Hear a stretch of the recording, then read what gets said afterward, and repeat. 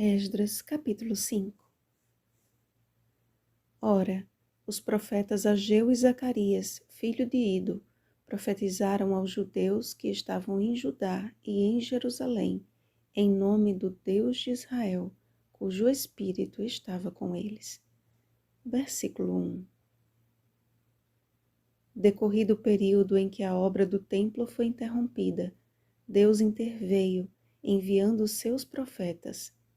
Ageu e Zacarias desempenharam um fundamental trabalho entre os judeus, que acomodaram-se com a situação e ocuparam-se com a edificação e embelezamento de suas próprias casas, como disse o Senhor por intermédio do profeta Ageu.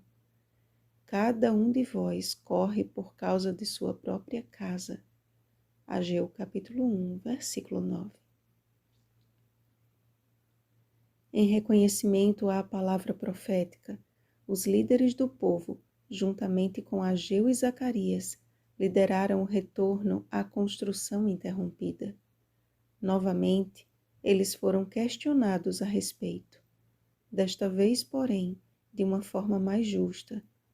Em época do rei Dario, este recebeu uma carta avisando sobre o projeto do Templo de Jerusalém e o pedido para que buscasse nos arquivos reais a existência do decreto de Ciro autorizando aquele feito.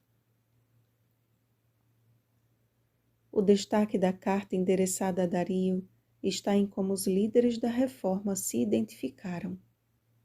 Nós somos servos do Deus dos céus e da terra.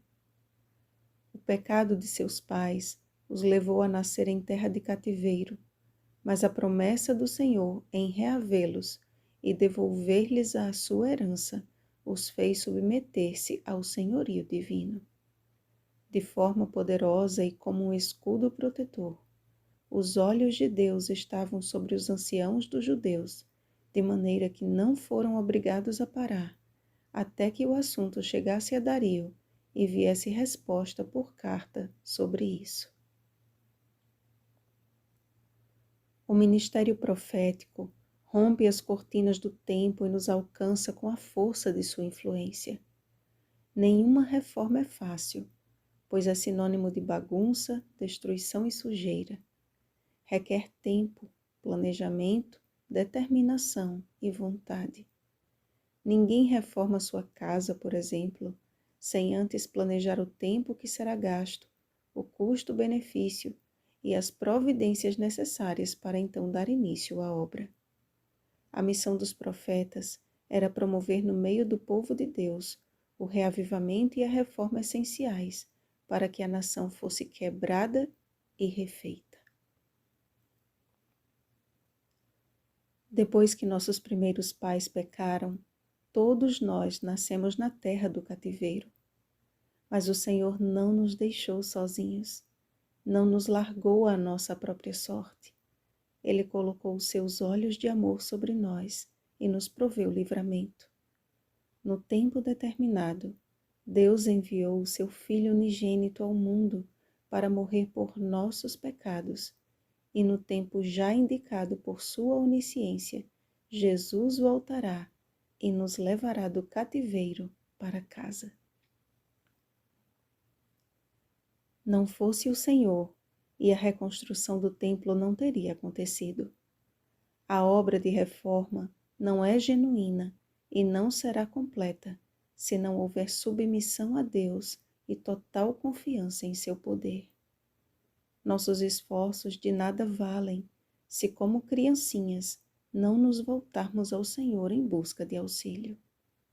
Ele deseja transformar a nossa bagunça e sujeira em sua santa morada. Portanto, aceitemos hoje o convite da graça de Deus.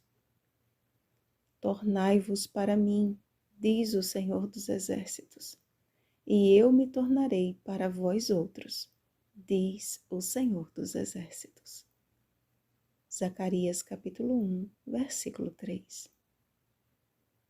Vigiemos e oremos. Um feliz sábado, reformados pelo Espírito Santo. 10 dias de oração, Terceiro dia. Oremos por santificação mediante o estudo da palavra, por mais amor a Deus e ao próximo, por nossos 5 amigos de oração, por todos os que estão estudando a Bíblia ao redor do mundo.